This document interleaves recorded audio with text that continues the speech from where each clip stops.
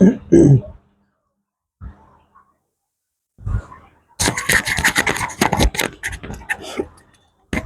मूल क्रियाएं आपके सामने हैं जो जीव शरीर के अंदर निरंतर चलती रहती हैं।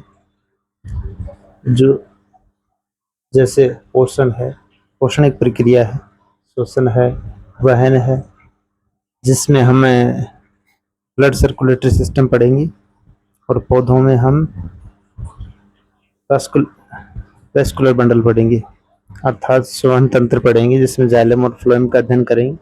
जाइलम फ्लोएम की सामान्य अध्ययन करेंगे। इसमें एक उत्सर्जन है, एक्सक्रेशन है, ये मूल क्रियाएं हैं। इसके अलावा सजीवता के लक्षणों में जैसे गति है, वृद्धि है, नियंत्रण, समन्वय है, जल संतुलन है, आणविक गति है, उसकी भी चर्चा करेंगे कि आणविक गति क्या है, क्योंकि आणविक गति भी सजीवता का एक लक्षण है।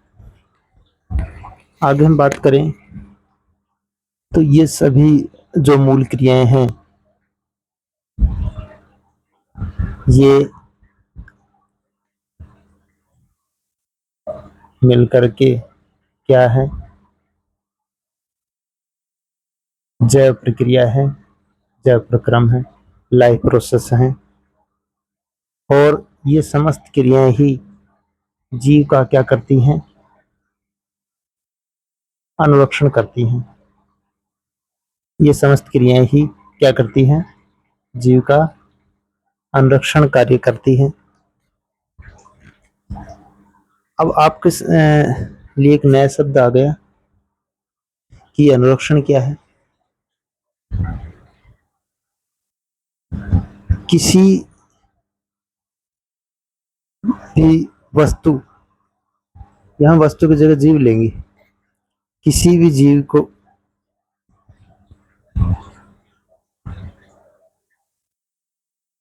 का रख रखाव या उसको यथास्थिति बनाए रखना या बेहतर स्थिति में बनाए रखना, ये सभी क्रियाएं करती हैं। यही क्या है, अनुरक्षण है। इसका अर्थ की बात करें तो मेरे साथ साथ आप लिख सकते हो। अर्थ, अनुरक्षण का अर्थ क्या हो गया, अर्थ है, हम लिख सकते हैं अनुरक्षण का रख रखाव, रख रखाव यानी जो चीज वैसी जैसी है उसको उसी स्थिति में बनाए रखना।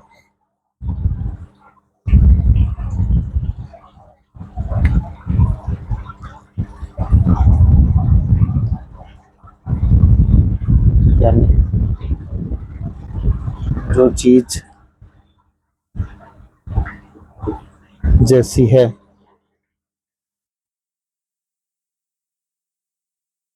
उसको उसी स्थिति में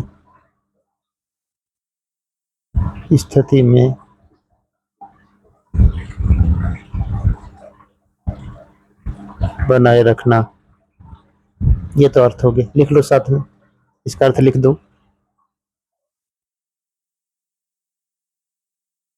यानी समस्त जो मूल क्रियाएं हैं एक जीव शरीर को यथास्थिति में बनाए रखती है।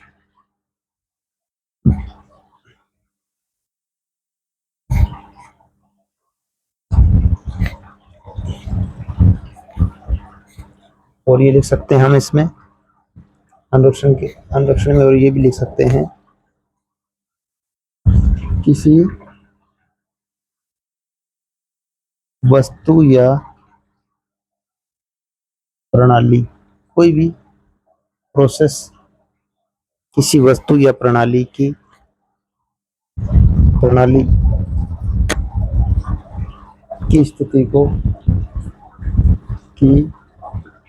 स्थिति को बनाए रखने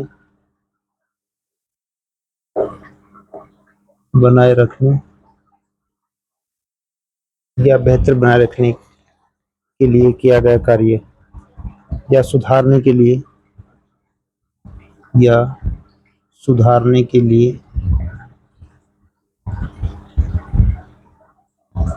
निरंतर किया गया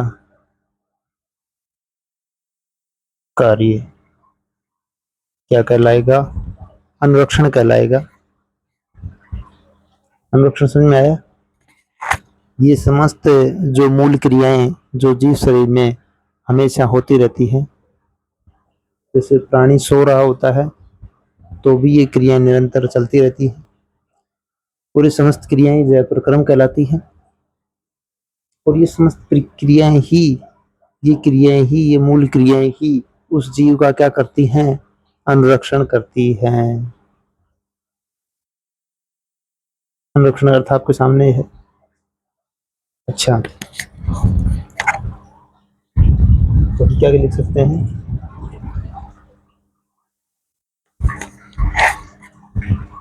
ये समस्त क्रियाएं क्या काम करती हैं? जीव का अनुरक्षण करती है। तो एक लाइन ये भी लिख सकते हैं, जीव शरीर में तीव्र नाक लिख दो, तीव्र नाक लिख सकते हो। जैव प्रक्रम के अंतर्गत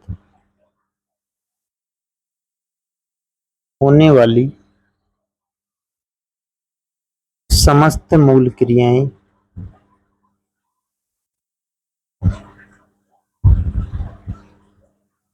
क्या करती हैं? जीव शरीर के अनुरक्षण का कार्य करती हैं। यानी ये सभी प्रक्रियाएं जीव शरीर को का रख रखाव करती हैं या उसको बेहतर बनाने की कोशिश करती हैं। यहाँ तक क्लियर हो गया? अनुरक्षण समझ में आ गया होगा, जैव प्रक्रम समझ में आ गया होगा, और मूल क्रियाएं आपके सामने हैं। और 4 मूल क्रियाओं का अध्ययन करेंगे, जिसमें न्यूट्रिशन है, रेस्पिरेशन है, और वहन है, और उत्सर्जन है। 4 को विशेष हम सिलेबस के अनुसार अध्ययन करेंगे। ये लिख दिया होगा आपने। अब ये अनुरक्षण का कार्य सब कब होता है? ये क्रियाएं तो हर समय चलती रहती, निरंतर चलती रहती हैं। तो आप लिख सकते हो इसमें टीका चिन्ह बनाकर के क्रियाएं कब होती रहती है, अनुरक्षण का कार्य कब होता है। क्योंकि ये क्रियाएं होती है, ये क्रिया अनुरक्षण का कार्य कर रही है, तो अनुरक्षण हमेशा निरंतर चलता रहता है। जब जीव शरीर सो भी रहा होता है, प्राणी सो भी रहा होता है, तो भी ये क्रियाएं चलती रहती हैं, अनुरक्षण का कार्य जारी रहता है। तो टीका चिन्ह बनाकर लिख दो आप इसमें, जीवों का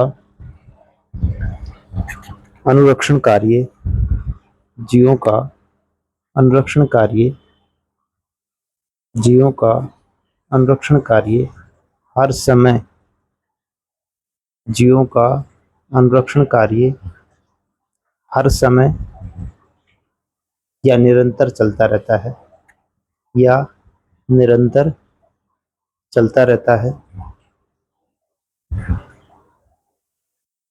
अनुरक्षण कार्य निरंतर चलता रहता है। यह तब भी होता है, यह तब भी होता है जब हम सो रहे होते हैं। हम प्राणी, हम सिर्फ मानव का एग्जाम्पल लेके माने तो यह तब भी होता है जब हम सो रहे होते हैं। अतः वे सभी प्रक्रम, वे सभी प्रक्रम, अतः वे सभी प्रक्रम, अतः वे सभी प्रक्रम जो, वे सभी प्रक्रम जो सम्मिलित रूप से क्या करते हैं? वे सभी प्रक्रम जो सम्मिलित रूप से अनुरक्षण का कार्य करते हैं,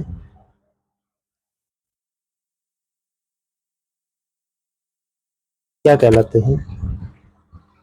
जैव प्रक्रम कहलाते हैं। क्या कहलाते हैं? जैव प्रक्रम कहलाते हैं। अर्थात वे सभी प्रक्रम जो जीव शरीर के अनुरक्षण का कार्य करते हैं क्या कहलाते हैं? जैव प्रक्रम कहलाते हैं। देख लिया होगा।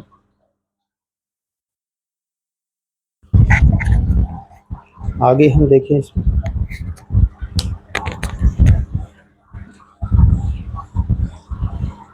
तो आपके सामने इन तीन मैं इसको यहाँ से ये सजीवता के लक्षण के लिए कुछ अन्य जो मूल क्रियाएं थे, इनमें से मुख्य जो मूल क्रियाएं जिनका अध्ययन इस अध्याय में करेंगे वो आपके सामने है चार। अच्छा, अब इसमें स्टेप बाय स्टेप एक एक मूल क्रियाओं का अध्ययन करेंगे, लेकिन साथ में और कुछ सामान्य इस अध्याय के सामान्य परिचय की बात करते हैं। तो हम ये कह सकते हैं प्रत्येक जीव किससे बना होता है? कोशिकाओं से बना होता है। या हम ये कह सकते हैं, वो मैं लिखवाऊंगा तब बता दूंगा कि लिखना कैसे इसको। अर्थात प्रत्येक जीव की जो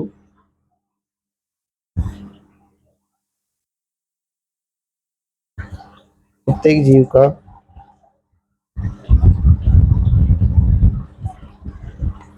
प्रत्येक जीव की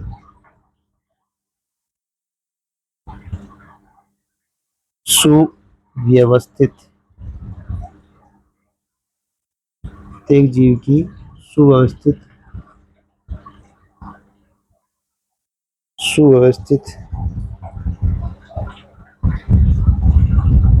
संगठित लिख सकते हैं कि प्रत्येक जीव की संगठित एवं सुव्यवस्थित संरचना होती है। यानी अनुरक्षण और क्यों आवश्यक है, इसके बारे में चर्चा कर रहे हैं। प्रत्येक जीव की जो संरचना होती है वो कैसी होती है? संगठित होती है और सुव्यवस्थित होती है। जैसे इसका अर्थ क्या हुआ? प्रत्येक जीव जो है, प्रत्येक जीव की बात कर रहे हैं, वो किससे बना होता है? असंख्य। मानव की बात करें तो बहुत अधिक कोशिकाएं हैं, लेकिन कुछ जीव एक कोशिका से बने होते हैं। मेरा कहने मतलब क्या है, कोशिकाएं, और कोशिकाएं क्या बनाती है मिलकर के? उत्तक। और उत्तक मिलकर क्या बनाते हैं? अंग। और अंग मिलकर के अंग तंत्र या शरीर का निर्माण करते हैं। प्रत्येक अंग का अपना अपना कार्य होता है। तो यह एक, हम ये कह सकते हैं, प्रत्येक जीव की संरचना कैसी होती है? संगठित होती है और सुव्यवस्थित होती है, जो आपके सामने। जैसे कोशिकाएं मिलकर के उत्तक का निर्माण करती हैं, और उत्तक मिलकर के प्रत्येक अंग का अपना अपना कार्य होता है, और अंग मिलकर के अंग तंत्र या शरीर का निर्माण करते हैं। ये एक व्यवस्था है, संगठन है प्रत्येक जीव का। इसको यथास्थिति में बनाए रखने के लिए जो ये क्रियाएं होती हैं, इस प्रत्येक जीव को संगठित और सुव्यवस्थित संरचना में बनाए रखने के लिए क्या जरूरी है? उसका अनुरक्षण जरूरी है। तो लिख लो, ठीक है, चिन्ह बना के लिख लो। प्रत्येक जीव की संगठित एवं प्रत्येक जीव की संगठित एवं सुव्यवस्थित संरचना होती है। प्रत्येक जीव की सुव्यवस्थित एवं प्रत्येक जीव की संगठित एवं सुव्यवस्थित संरचना होती है।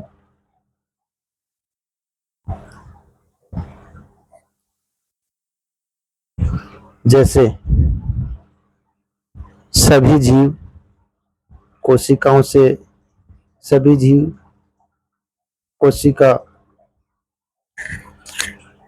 कोशिकाओं से बने होते हैं। सभी जीव कोशिकाओं से बने होते हैं, अर्थात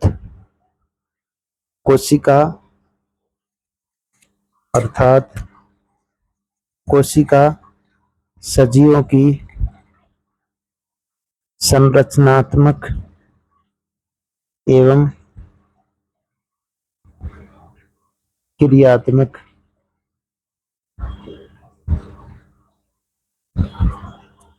प्रत्येक जीव की संगठित रूप से संरचना होती है, अर्थात सभी जीव कोशिकाओं से बने होते हैं और कोशिका सजीवों की स्ट्रक्चरल एंड फंक्शनल यूनिट होती है।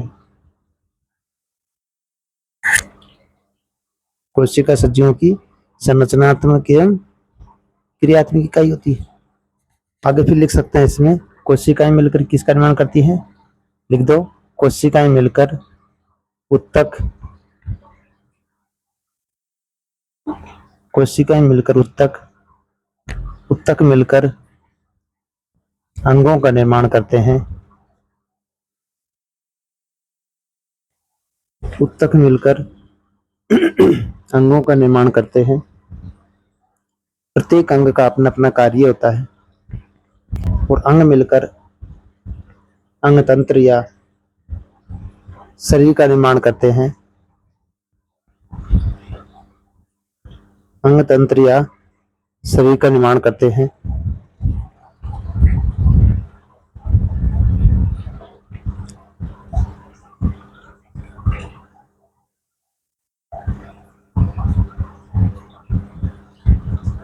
शरीर का निर्माण करते हैं। अच्छा, मैंने कहा प्रत्येक जीव की संगठित एवं सुव्यवस्थित संरचना होती है, जिसमें कैसे संगठन होता है? कोशिकाएं, कोशिकाएं मिलकर उत्तक, उत्तक मिलकर अंग, अंग मिलकर के अंग तंत्र शरीर का निर्माण करते हैं। ये एक व्यवस्था है। इस व्यवस्था को बनाए रखना ही क्या कहलाता है? अनुरक्षण कहलाता है। आगे हम लिख सकते हो आप इसमें, जीव शरीर के इस संगठन, जीव शरीर के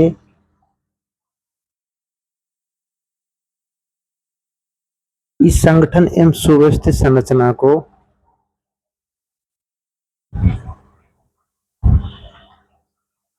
जीव शरीर के संगठित एवं सुव्यवस्थित संरचना को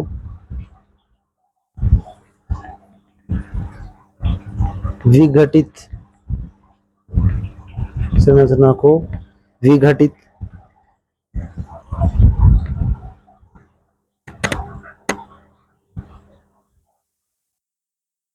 होने से, जीव शरीर की संगठन एवं सुव्यवस्थित संरचना को विघटित होने से बचाने वास्ते,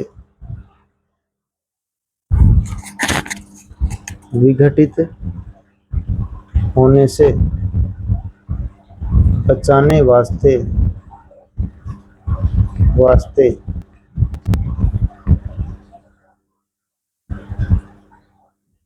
इसकी आवश्यकता होती है, अनुरक्षण की आवश्यकता होती है। विघटित होने से बचाने वास्ते किसकी आवश्यकता होती है?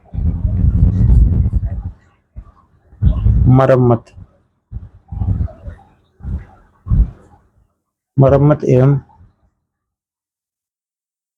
अनुरक्षण की आवश्यकता होती है। लिख दिया होगा आपने, रिपीट कर रहा हूं मैं दोबारा से।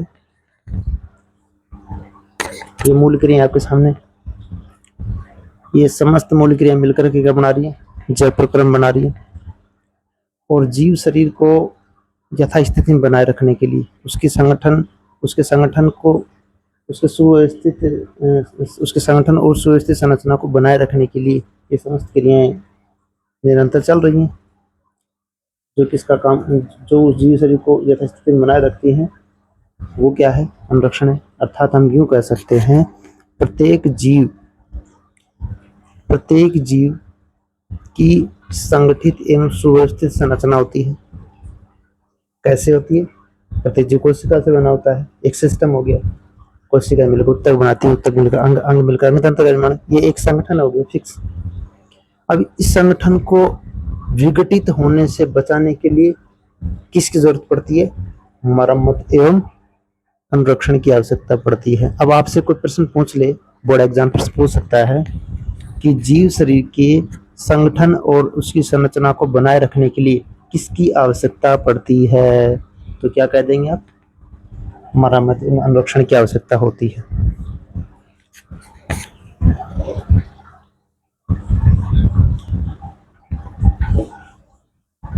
अच्छा, अब आगे हम चर्चा करेंगे इस पर।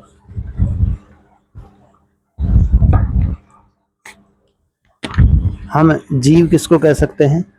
जिसमें मूल क्रियाएं होती हैं उसको जीव कह सकते हैं। जिसमें पोषण प्रक्रिया होती है, श्वसन होता है, वहन होता है, उत्सर्जन होता है, और क्या हो सकता है? गति होती है।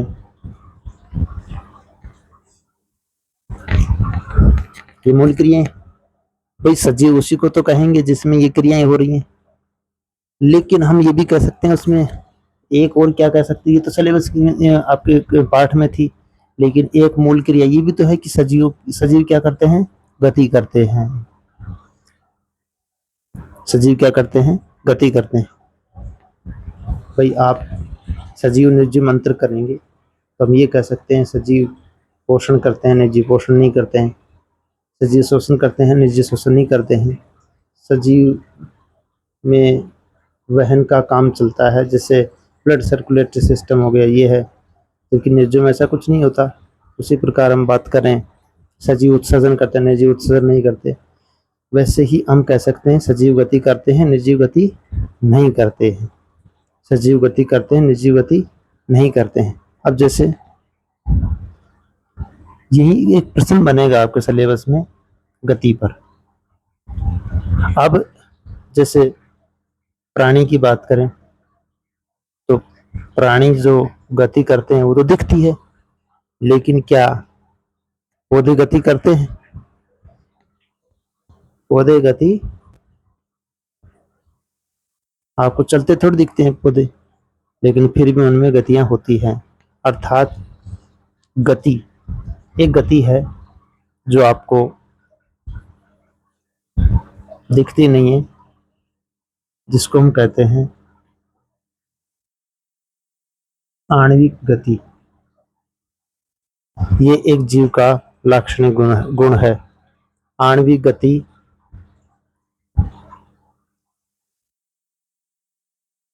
क्या है? सजीव का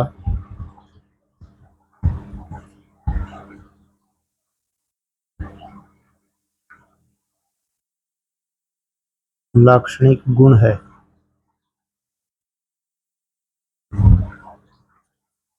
सजीव का लाक्षणिक गुण क्या है? आणविक गति। अब यहाँ प्रश्न ये बनेगा, मैं लिख भी देता हूं प्रश्न को, क्या सभी, आप प्रश्न लिख लो मेरे साथ साथ, प्रश्न लिख लो या फिर बाद में लिख लेना, चलो मैं पहले लिख देता हूँ। क्या सभी दिखाई देने वाली गतियां, क्या सभी दिखाई देने वाली गतियां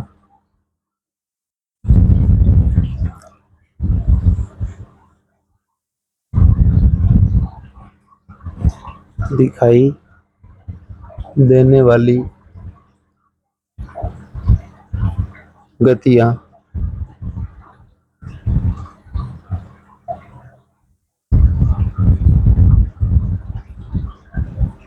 सजीवता का लक्षण है?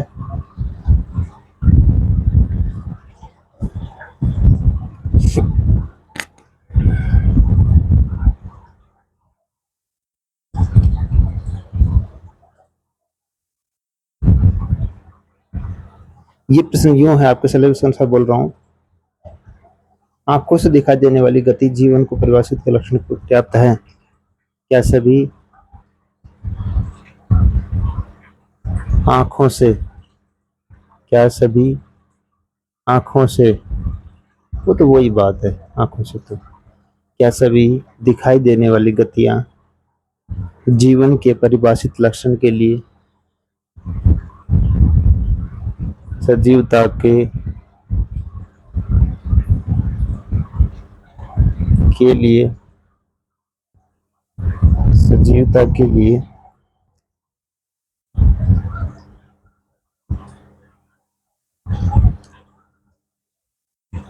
सजीवता के, जैसे सिलेबस में उसके अनुसार ये प्रश्न बना हुआ है, परिभाषित लक्षण के परिभाषित लक्षण के लिए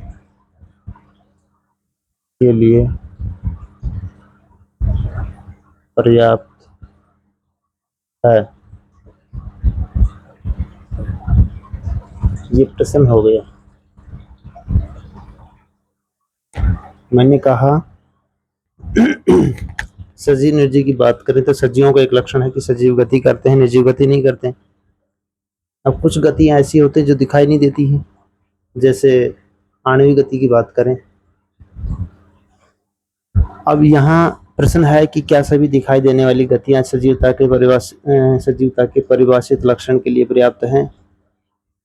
अब आप देख रहे होंगे कुछ गति ऐसी है जो दिखाई नहीं देती हैं, जो किस लेवल पर होती हैं, कोशिका लेवल पे होती है।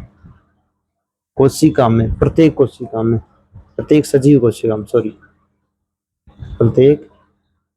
सजीव कोशिका का एक लाक्षणिक गुण होता है कि उसमें कौन सी गति होती है, आणविक गति होती है।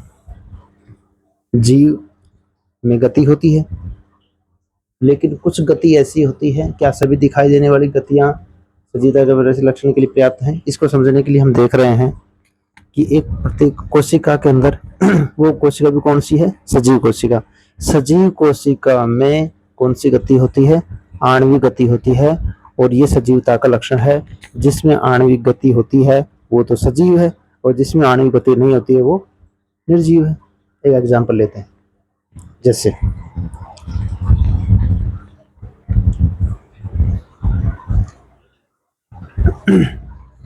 एक एग्जांपल हम वायरस का लेते हैं। वायरस जिसको इंग्लिश में वायरस बोलते हैं और हिंदी में बोलते हैं विषाणु। विषाणु के लिए कहा जाता है कि इसे क्रिस्टलीकृत कर सकते हैं।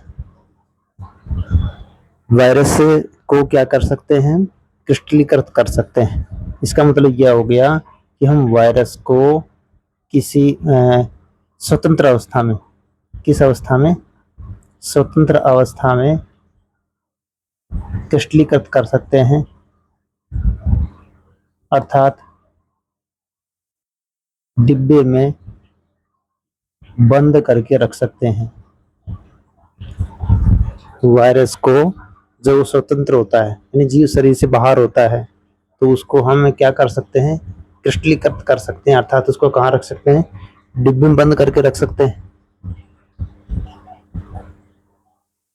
ऐसी स्थिति में तो ये क्या है, निर्जीव है, क्योंकि उसमें कौन सी गति नहीं हो रही। ये कोशिका है, वायरस एक कोशिका जीव होता है, और एक कोशिका जीव होता है जो जीव शरीर से बाहर होता है, तो इसको क्या कर सकते हैं, क्रिस्टलीकृत कर सकते हैं। अर्थात ये किस अवस्था में होता है, अर्थात स्वतंत्र अवस्था में होता है, तो इसको हम डिब्बे में बंद भी कर सकते हैं। ये क्रिस्टलीकृत का अर्थ हो गया।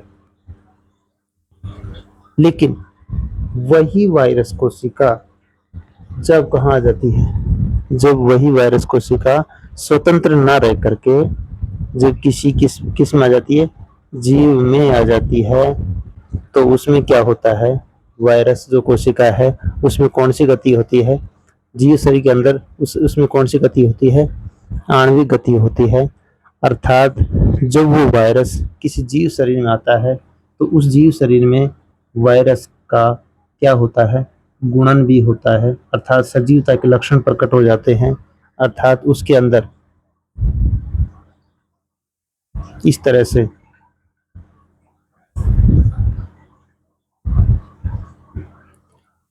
ये प्रोटीन का आवरण होता है और अंदर क्या होता है, जेनेटिक मटेरियल होता है, आनुवंशिक पदार्थ होता है जो आरएनए या डीएनए के रूप में होता है।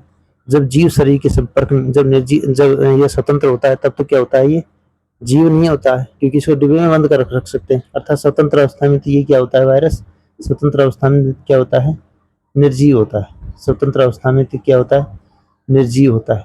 लेकिन जब जीव शरीर में आता है तो इसकी जो कोशिका है उसका जो आनुवंशिक पदार्थ है वो किस से जुड़ जाता है, उस जीव से जुड़ जाता है। और इस आनुवंशिक पदार्थ में वो जो एक सजीव कोशिका के अंदर जो गुण होते हैं वो सारे लक्षण प्रकट होने लग जाते हैं। इसमें प्रोटीन संश्लेषण आदि का है, फिर गुणन का कार्य सारा काम होने लग जाता है।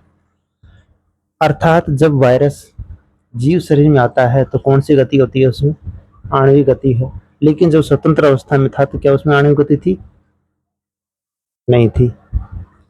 तो हम ये कह सकते हैं कि वायरस जो है वो सजीव भी है, वो निर्जीव भी। स्वतंत्र अवस्था में रहेगा तो क्या है, वो निर्जीव है, और जब जीव शरीर के अंतर्गत अंदर रहेगा तो वो सजीव। क्यों है, क्योंकि जीव शरीर के अंतर्गत आएगा तो उसमें क्या है, आणविक गति होगी, और जो वो स्वतंत्र अवस्था में होगा तो उसमें आणविक गति नहीं होगी। अब एग्जाम्पल बताऊं इसका, जैसे अब हमारे रोग होते हैं, वायरस जनित रोग बताओ मुझे। जैसे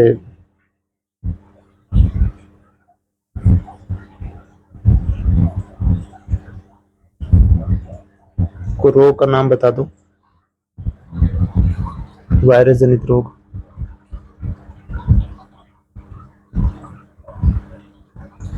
जैसे छोटी माता है, छोटी माता है, एड्स है,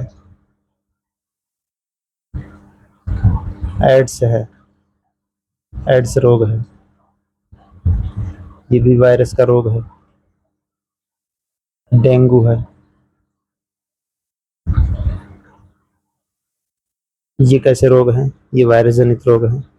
तो हम इस वायरस के उदाहरण से कह सकते हैं कि क्या ये आणविक गति अब दिख रही है आपको, कोशिका स्तर पर कोशिका ही नहीं दिखती तो आणविक गति कहाँ से दिखेगी आपको। तो हम ये कह सकते हैं कि जिस जिस जीव अर्थात आणविक गति, जिस कोशिका में आणविक गति होती है वो सजीव है, और जिनमें आणविक गति नहीं होती है वो निर्जीव होते हैं।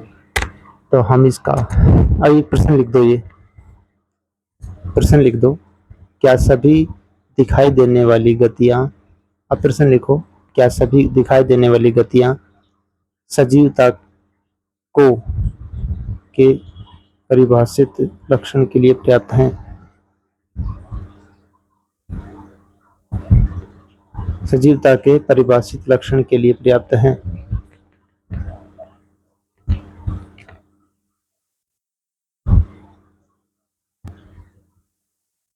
सजीवता के परिभाषित लक्षण के लिए पर्याप्त हैं। प्रश्न लिख दिया, इसका उत्तर लिखो, इसका उत्तर लिखिए। नहीं, प्रश्न लिख लिया होगा आपने, क्या सभी दिखाई देने वाली गतियां सजीवता के परिभाषित लक्षण के लिए पर्याप्त हैं, तो इसका आंसर लिखेंगे आप नहीं।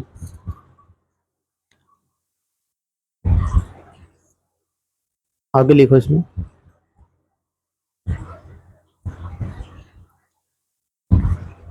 जरूरी नहीं है कि सभी दिखाई देने वाली, जरूरी नहीं है कि सभी दिखाई देने वाली गतियां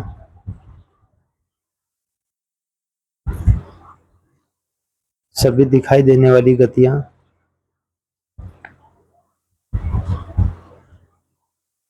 सजीव का लाक्षणिक गुण हो, सजीव का लाक्षणिक गुण हो।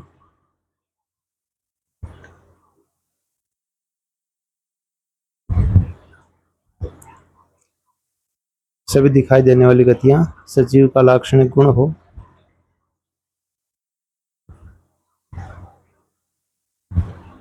कोशिकीय स्तर पर कोशिका में होने वाली कोशिका में होने वाली आणविक गति, कोशिका में होने वाली आणविक गति आंखों से दिखाई नहीं देती है।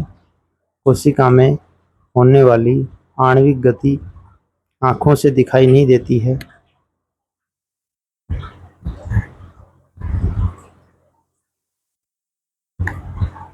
आणविक गति आंखों से दिखाई नहीं देती है, जो सजीवता का लाक्षणिक गुण है। आंखों से दिखाई नहीं देती है, जिसके आधार पर हम कह सकते हैं, आंखों से दिखाई नहीं देती है, जिसके आधार पर हम कह सकते हैं कि जिन कोशिकाओं में आणविक गति होती है, जिन कोशिकाओं में आणविक गति होती है, वे जीव, जिन कोशिकाओं में आणविक गति होती है, वे क्या हैं? सजीव हैं। वे सजीव हैं।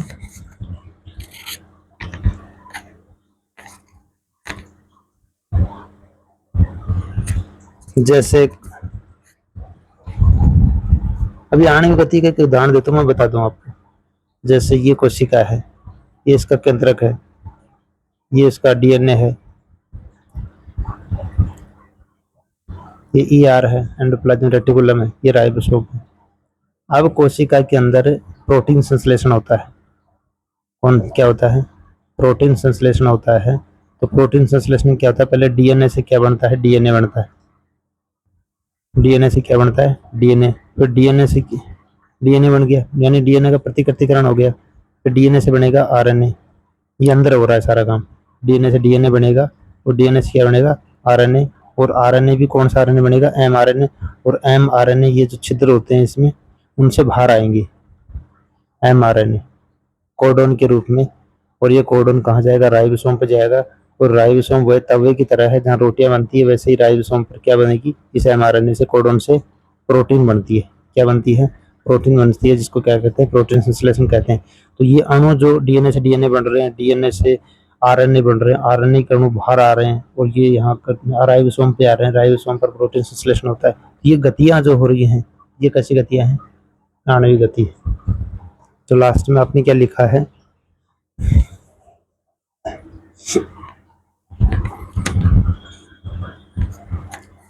हाँ, जैसे कोशिका में प्रोटीन संश्लेषण के दौरान, जैसे कोशिका में प्रोटीन संश्लेषण के दौरान होने वाली गतियां, जैसे कोशिका में प्रोटीन संश्लेषण के दौरान होने वाली गतियां कैसी गतियां हैं? आणविक गतियां हैं। जैसे कोशिका में प्रोटीन संश्लेषण के दौरान होने वाली गतियां आणविक गतियां कहलाती हैं।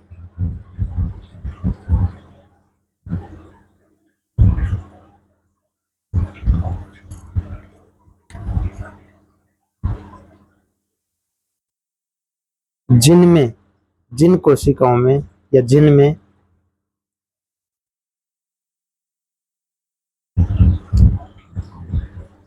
आणविक गतियां नहीं होती है, जिनमें आणविक गतियां नहीं होती हैं, क्या वे सजीव होंगे? जिनमें आणविक गतियां होंगी वो तो सजीव हैं, पक्का हो गया। तो क्या जिनमें आणविक गतियां नहीं होती, क्या वो सजीव होंगे? नहीं। जिनमें आणविक गतियां नहीं होती हैं, वे क्या होते हैं? वे निर्जीव होते हैं। वे जिनमें आणविक गतियां नहीं होती हैं, वे क्या होते हैं? निर्जीव होते हैं। लिख दो, जिनमें आणविक गतियां नहीं होती हैं वो निर्जीव होते हैं।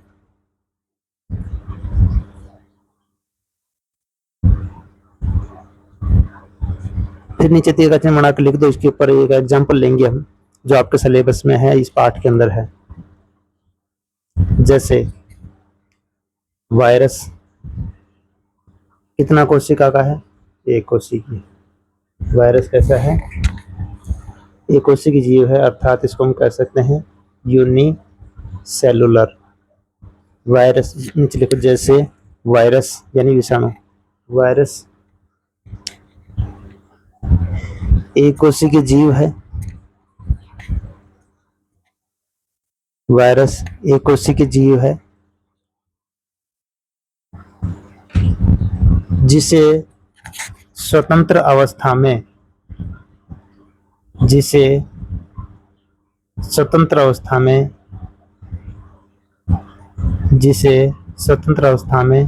क्रिस्टलीकृत कर सकते हैं। जिसे स्वतंत्र अवस्था में क्या कर सकते हैं? क्रिस्टलीकृत कर सकते हैं,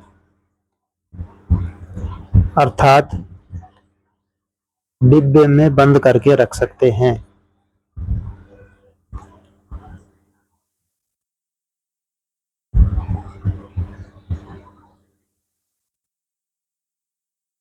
डिब्बे में बंद, स्वतंत्र अवस्था में डिब्बे में बंद करके यानी क्रिस्टलीकृत कर सकते हैं, अर्थात डिब्बे में बंद करके रख सकते हैं।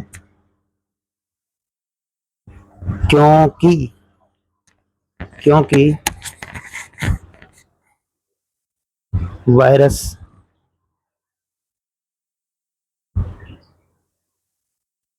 स्वतंत्र अवस्था में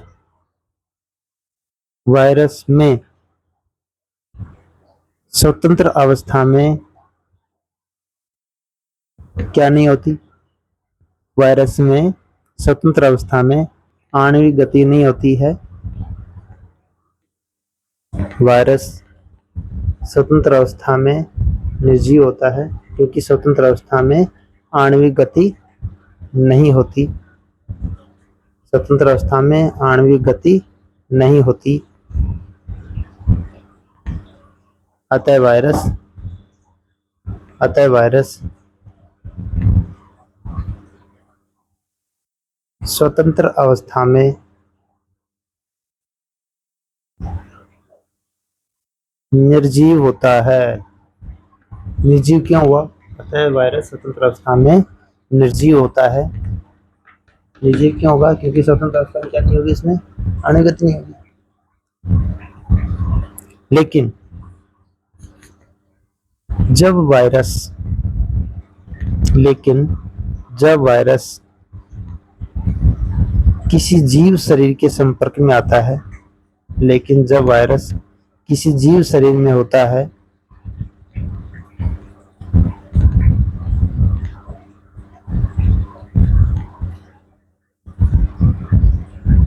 तो उसका आनुवंशिक पदार्थ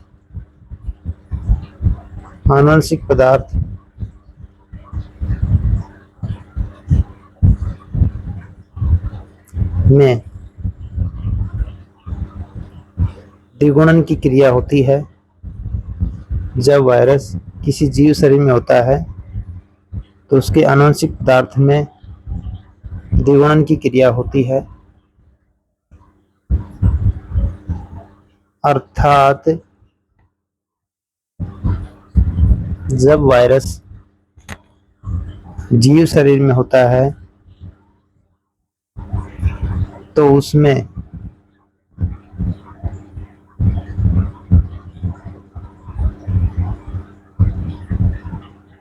कौन सी गति होती है? तो उसमें आणविक गति होती है।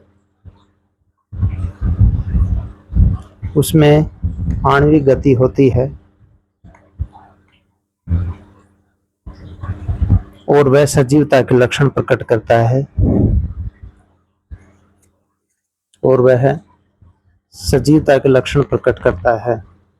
जब वायरस किसी जीव शरीर में होता है तो उसमें आणविक गति होती है जो सजीवता का लक्षण प्रकट करता है।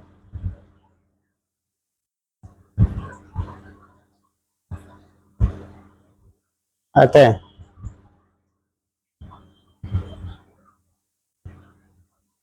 हम कह सकते हैं अतः हम कह सकते हैं अतः हम कह सकते हैं क्या कह सकते हैं भाई, जब स्वतंत्र होगा तो निर्जीव है, और जब जीव शरीर में आएगा तो वो सजीव है। अतः हम कह सकते हैं वायरस किसकी योजक कड़ी है, किस किस को जोड़ रहा है। अतः वायरस, हम कह सकते हैं वायरस सजीव और निर्जीव की योजक कड़ी है। वायरस सजीव और निर्जीव की योजक कड़ी है।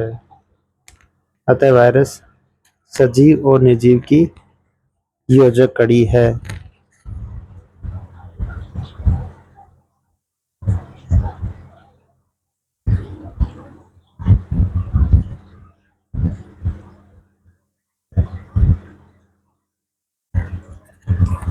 इससे स्पष्ट होता है, सजीव निर्जीव योजक कड़ी है, उसे आगे लिखो। इससे स्पष्ट होता है